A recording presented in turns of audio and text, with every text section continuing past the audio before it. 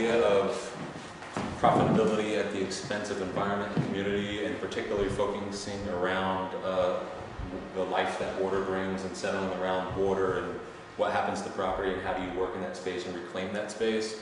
I'm going to talk a little bit about Flint, Michigan, here in the United States. Some work that I just started getting involved with there that I'll probably stay involved with for the remainder of my life moving forward, just because of the effect that it had on me personally. In order to get you where Flint is today, I'm going to grab some archive photos and kind of tell a quick story of what Flint experienced as the American Industrial Revolution and how development on the way up that Alex's, the community that Alex was working with is experiencing now. What happens afterwards? What happens after de-industrialization? After? What's decompression like? So it starts up in Flint, and that there's a great amount of fresh surface water up there. And what it did is early settlers, native settlers, essentially made their way across and down through to the mouth of Lake Huron, and then from there, that's the Saginaw Bay. You can see this watershed area just explodes out in many tributaries. So there's a lot of life and a lot of opportunity, fertile and rich soil there. So the Ojibwe natives made their way on the Flint River over here that kind of circles around, and right there you can see it comes around to Flint. So if we go to the next one.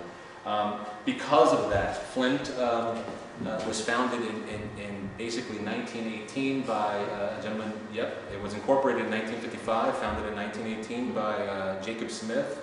He married an Ojibwe native, and he used that relationship with her to broker land deals with the U.S. government and businessmen at the time. Now the draw was there was already community there was already some sort of local commerce, there was a foundation there, but it was rich in lumber, rich in forest, dense forest. So it became something that offered great development and great business opportunity in lumber. Lumber turned carriage, carriages. Took that wood and made more money. How do you abstract, right? It goes from shade to lumber, then lumber to horse-drawn carriages. Well, horse-drawn carriages turned into automobiles. And before you knew it, through the early 1900s, all the way up until around the Second World War, Flint was one of the most prosperous cities in the United States with some of the highest incomes, median incomes, highest home price values, etc. And they enjoyed prosperity for quite some time.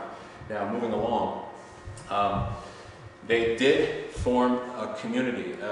You have to understand that close to 90% of the entire population at the time, which was around 157,000 people, was employed in the automotive industry at this point, right? So we're talking about 10% either not being employed or being employed by one industry, one cluster economy. There was a sense of community back in 36 and 37 where GM and Buick and Pontiac as one essential company at this time was putting so much stress on the workforce in that community at that time where they had a sit down that lasted close to 4 months, and that sit down essentially inaugurated the labor unions as we know them today, all spinning off of this Industrial Revolution story, the sweetheart story of the United States. As they moved on from there, there was a brief moment in time where it was more profitable to manufacture tanks and bombs and airplanes and things of that nature. Again, just really putting money back into the Flint community, shipping all these war machines, boosting up prosperity to heights never experienced by this community, and really having a sense of wealth there. Well, it doesn't last forever. Moving on, we know about Roger and me. We understand that if you watch this first Michael Moore documentary, one thing that you walk away with is that in 1986, GM decided that it would be more profitable to shut down 11 plants and move those plants to Mexico where there was cheaper labor. Why did that happen? We had deregulation, we had Reagan coming into power, the savings and loan banks putting the money out, you had corporations speculating as they never did before in the Wall Street in the Wall Street model of trade and going away from their core business of just manufacturing cars. So initially 30,000 jobs were lost. That crept up to be around 80,000 jobs. 157,000 people jumped down to 100,000 people. And we have 50,000 people gone and 80,000 jobs lost. and you think close to 90% of the population being employed in this particular sector, and this sector gone, now what? To the next one. And here's the now what. So here's Flint today, and basically it's about an hour north and west of Detroit, so about 70 miles or so, and sandwiched in between Detroit and Saginaw. And what you really have here is that old Flint River that I was talking about making its way down and ripping right through Flint. And you can see that all of this development was right around that body of water. The same reason that the Ojibwe natives made their way around the water and they bloomed there from the lumber industry. But you can see that GM, this is a 452-acre Superfund site right now. 452-acre Superfund site. That's called Buick City, right on the water. Now this water is contaminated beyond you can imagine with the tanks and the bombers and the airplanes and the automobiles and everything that sat on this river. And here's a 103-acre site, also a Superfund site by GM, called Chevy in the Hole. Now Chevy in the Hole is how I got pulled into Flint to begin with. Okay. You can do the next one. So a little bit about what Flint looks like on the ground level today. It's still the vehicle city. There's the downtown strip. When you drive into Flint, you will stop there at that light. If it's nighttime, it'll glow very pretty, but you'll never see more than 10, 15 cars, maybe 2, 3, or 4 people walking at a given time because the population is really being cut. All of these buildings, like the Hyatt right here, being sold 3 or 4 times, nobody tenanting them now, that type of thing happening. But as you dig down and get out of the downtown area into the greater area of Flint, next slide, you can see really what's happening on the granular level. There was a lot of green space from the aerials above. You saw those. It was really around the river where you saw that gray space in that downtown and those pads. This is what day-to-day life looks like in Flint. I have a couple statistics that I couldn't memorize, but these are definitely worth bringing up. On the level of education, there's a 30% dropout in education there. There's only a 52% of on-time graduation in Flint. That's education. Crime rate, #1 in abuse and most aggressive crimes in the United States. That's homicides, murders, rapes, and things of that nature. #6 in aggressive crimes against women. #1 in arson in the country. Okay, so you have crime and education. Unemployment. The national average is 7.6. Right now in Flint, it's 17% of the people are unemployed. Income. Median income is $20,000 in comparison to $50,000 in the United States. Welfare. In order to be on welfare, you have to work 40 hours or more a week and make at least $10,000, and there aren't many jobs, so they've constructed this lame duck law and been able to offload a lot of people off the welfare system just because the state can't afford them anymore. And the federal government's tired of pitching into Flint. They've done enough with GM. So really, if you go to the next slide, and this goes again and again, one more, back. Yeah, one more forward. One more forward. Yeah. Oh, does it go 2? All right, well, the idea is it's again and again, like, insurance, schools, every factory outside of the downtown area just boarded up. I mean, houses are, the deal in Flint right now for the most part is if you can go into a house and within 3 years make it that you can get yourself a certificate of occupancy, the land bank will give it to you for $1. That's the game plan. And a lot of folks are moving from around the country over there to help rebuild this city and take advantage of the opportunity to have housing, hone their skills, and work with the community. Now, the land bank itself has right now 10,000 tax repo-induced houses, with 4,000 of the properties of that 10,000 being vacant land. So just the sheer amount of vacant land that's going on there. Just giving you an idea of really what industrialization and development has done to an American city, something that they're just at the beginning of experiencing now. People have resorted to growing their own bunnies for dinner, growing their own bunnies for gloves and scarves, farming their own food, but they have long, harsh, lingering winters there. They've resorted to drilling into the ground when they're not on the water system until they reach the groundwater, and using hydrostatic head to bring it up, and man-built pump systems to get it into their house just so they can have water in their house. I mean, this is what's happening right now at Flint as we speak. Like pioneers all over again. Pioneers all over again, because you have to understand that there isn't an economy, there isn't a job. I mean, the soda shop, the shoe shine shop, the deli, the cafe, everything that supported the auto industry is now gone. This isn't Detroit, so it's not getting the look that Detroit is getting from the federal government. So, you know, honing into how I got there and Chevy in the hole. Again, here's that river. There's the zoom in of the 103-acre site. If you go to the next one. What's it contaminated with? Oh, it's contaminated with anything, you know, you can't really get a whole list. If you go to the EPA Brownfield website, you can start to look at the reports. I did not do that amount of due diligence.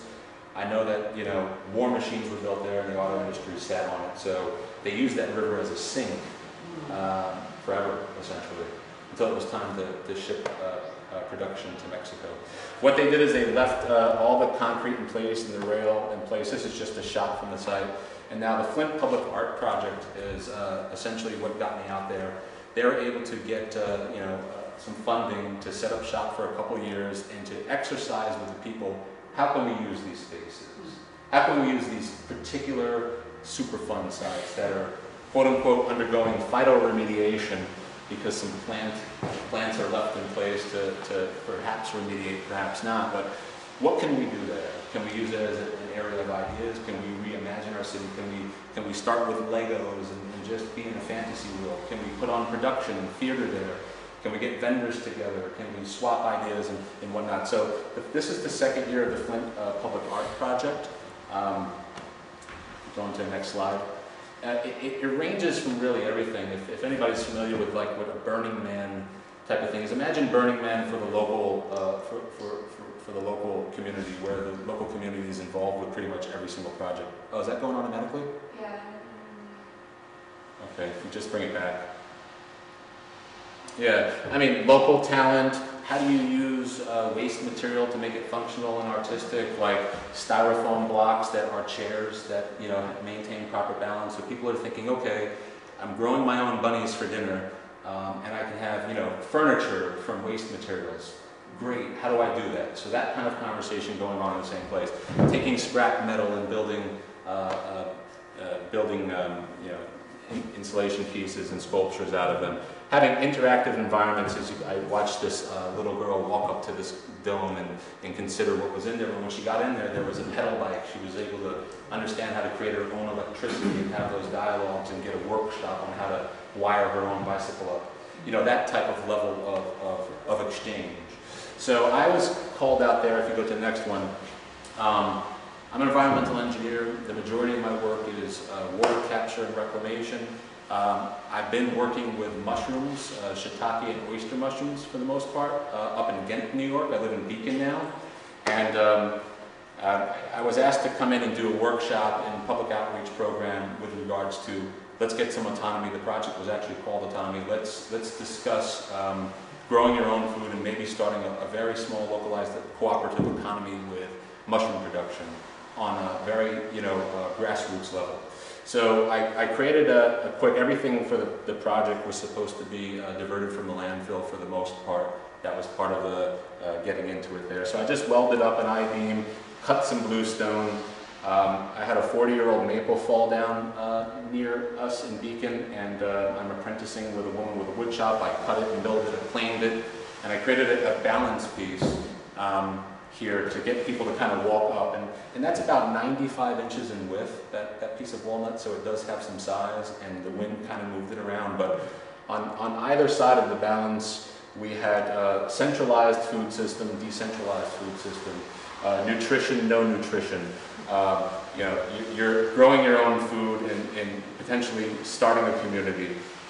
You know, outsourcing the work to be done over here. So it really got people to walk up to my piece and say, you know, what's going on here? Why is this important? And you know, what do we do about that? Well, the real work with my piece was, you know, get them close enough to talk to me about that stuff. But then when I get them close, let's have a workshop. Let's exchange information.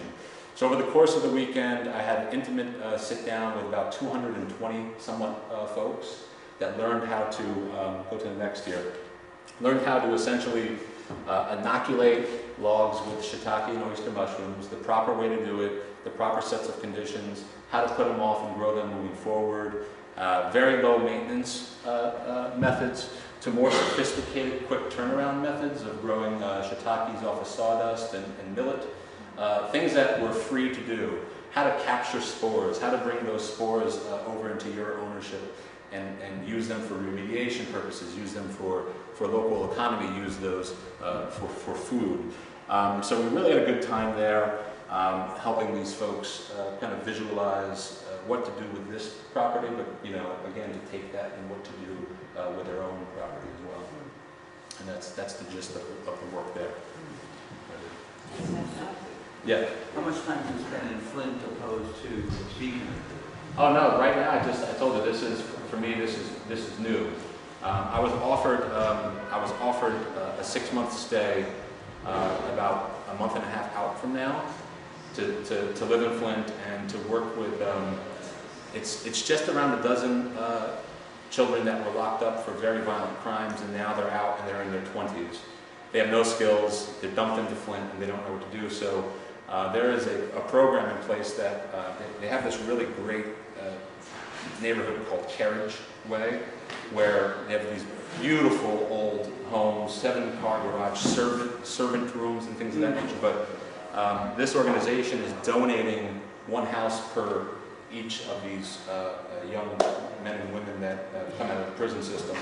And we're going to rebuild each one with them. They're going to get their skills up and they're going to have the home for $1 when it's all said and done. So I'm going to stay out there for 6 months. Before that even starts though, I'm already doing water reclamation and a landscaping type of design for a project right as we speak, virtually.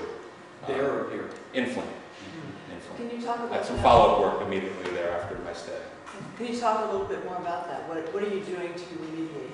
What's Well, happening? no. For this particular case, it's more of like an education of how do you capture water? How do you move the water around without energy? How do you physically do it? There's the concept of we'll capture the water off the roof and then we'll use it, but it's not that smart just to put a garbage can under your gutter if you can do more than that. Because if you understand how rain works, you understand how much rain you can expect based on historicals, and then you actually physically know how to build capture encatchment equipment and be able to design hydraulically to get that water around without pumps and human effort, you really empower people to say, you know what, I can capture this water, I can rely on this water because we're not piped. Growing my own food, and it's water intensive, fruit and vegetables require a lot of water. I've been discouraged historically because I haven't been able to provide water. So it's really about let's do this together on this particular piece of property. And it's a property that there's a group of artists living in right now that they're fixing it through a residency program and giving it to 5 or so people that need housing. They're living it, they're learning the skills of redeveloping these houses. Wow. Yeah. These are both very, very intense projects. Yeah. But I think it's interesting because it's, I don't know, to me, and I don't know, in this project and also the project that I was doing, one of the big themes we were looking at was biodiversity and also monoculture, right? Yeah. And seeing real estate development, or in this case, singular industrialization as essentially as a monocultures. And then you look at what Monsanto is doing, and it's the same thing, but just applied in a more nutritious way, right? Monoculture. And it is really interesting to look at what that monoculture is, displacing, what it's displaced in Flint, but how that's also where we end up going with the idea of what modern economy, which is economies of scale. Let's concentrate our labor into these things that work, and then discard everything else. But it seems like nature doesn't work like that. Nature flourishes off of biodiversity. Nature is going to actually take its course. And what's to say we're not part of nature because we're here doing what we're doing? But I think it starts around the natural resources, as we see around the lake, the community, the conversation, the development. And then you get back to your natural resources once they've been depleted, or once the development is complete and moved on, where profitability is realized somewhere else. and you know, industry pulls away, it's back to natural resources again. And if there's not enough and you can't get to them, then you have to figure out what you're going to do. Whether it's growing rabbits for food and, you know, coats and gloves. But that's also what they say is like the biggest crisis to happen is food and water in the next 50 years. Yeah. Yeah. I just had a question, sort of a question comment. Both of you, it seems, are approaching really complex, vast problems with very specific artistic solution. And it seemed like both of you were using, like, the thing that I saw with what both of you did that I thought was really interesting, and I'm just throwing this out to have you, because it's always my dilemma as an artist. It's like, what good is this? And, I mean, it doesn't feed people. But then I saw you made this beautiful piece that you said you used to attract people to come up close enough to you, to speak with you. Yeah. And then you took those, you made those really beautiful pieces in the middle of the lake in order to interest people, curious, to draw focus and to inspire. And I don't know what I'm going. It's not really a question. It's sort of that's what I'm seeing you both doing, and you're both approaching these megalithic, gigantic, you know, like mind-crushing problems with corporate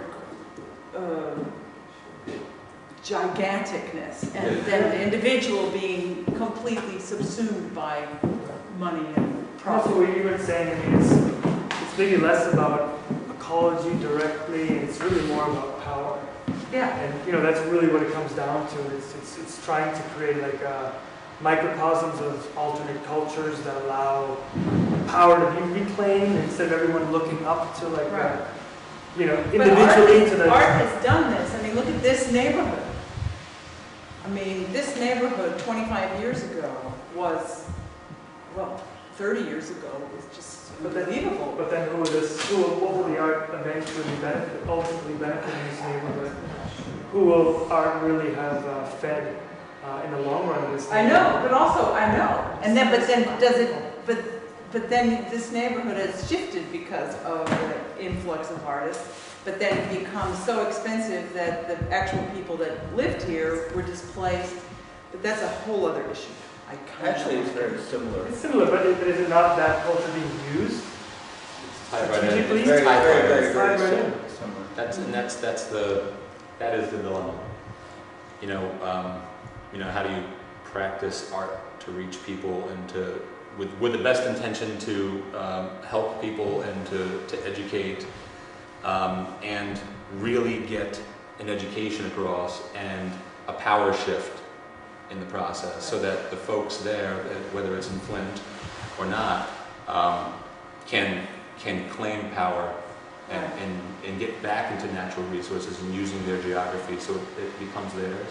And they have a sense of community around it, because if there's a tight sense of community, a real sense of community, there'll be less of a development type of I guess like iteration moving across it. I mean, folks will hold on to their property. Folks will not give up the church.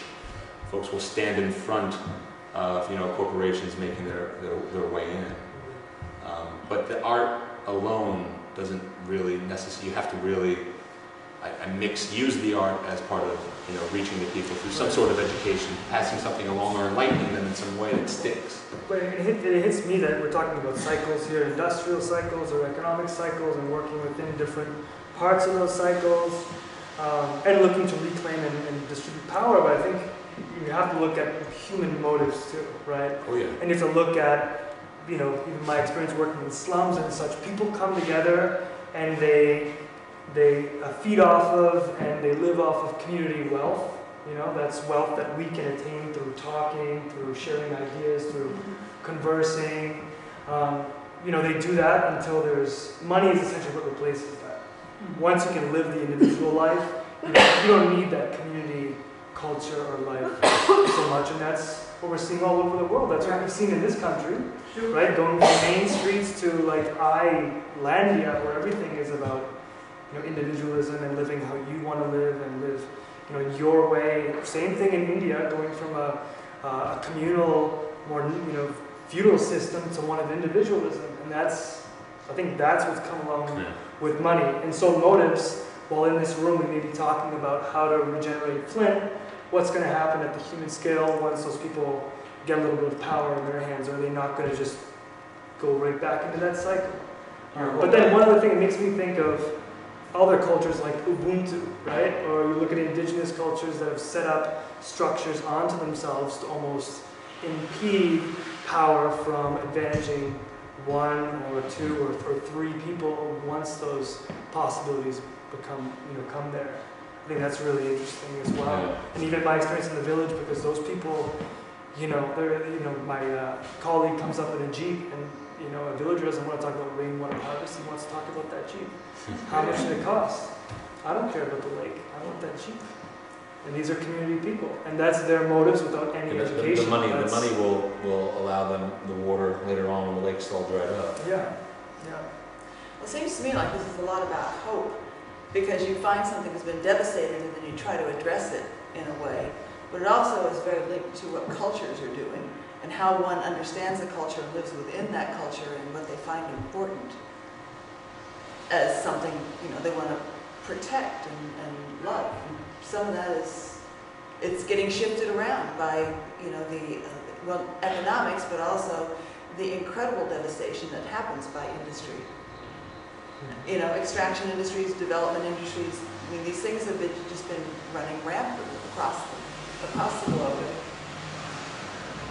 Do you want to say something? Just several questions. How far are you from the lake, Lake Michigan? How far am I?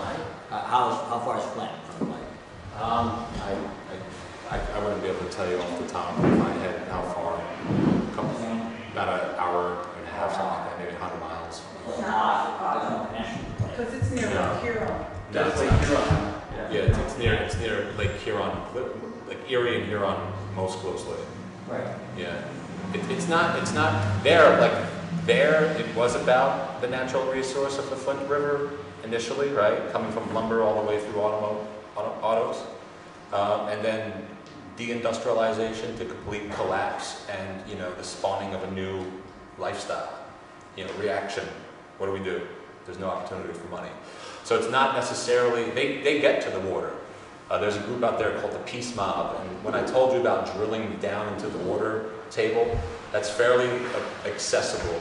What the Peace Mob does is they drill down into the water table for people. It shoots pretty much up because there is a natural resistance, and then with foot pumps and pedal bike, arm pumps, they can move the water around the house. So water is not really becoming an issue there. They also collect off the roof.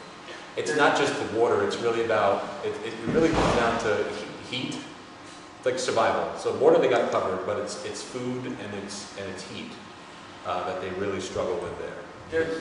I don't want to get too far away from what you were talking about just a little while ago about the basis of survival in a community and the motivation that survival motivates, really. So then you get started, you're motivated, you build, like artists are a perfect example. Artists moved into Soho, artists moved into Tribeca, artists moved into... Yeah. Okay, there was never a function of how to, once you were able to, as an artist, a lot of artists are never taught how to keep what they built. And it's sort of like mirrored in what you're doing in Flint. Is there a way that the inhabitants now who are being taught what you're teaching? Yeah, they're working on that. Can they be taught to maintain and keep what they have, or are they just being the underlayer again for a class system in America? In this particular case, with the land bank, with the county's land bank, that had the inventory of 10,000 properties, 4,000 vacant. This was an issue because folks were claiming the vacant land and beginning in the aggregate, like if you had 17 contiguous parcels that were vacant because of all the arson, you really had a bunch of land there. So they were basically building full-size small farms, like real farms, and with no right of property.